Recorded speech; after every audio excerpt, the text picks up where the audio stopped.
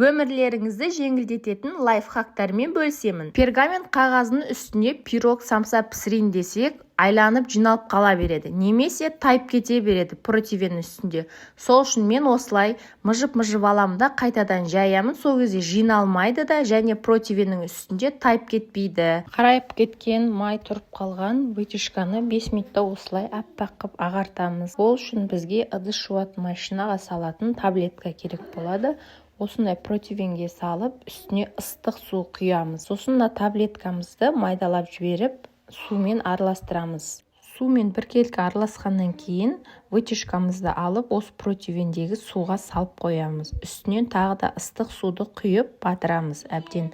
Сосын 5 минут тұру керек бұл осындай ыстық суда. 5 минуттан кейін осындай щетканы алып ысылаймыз. Міне уже кетіп жатыр. Кетуі өте оңай.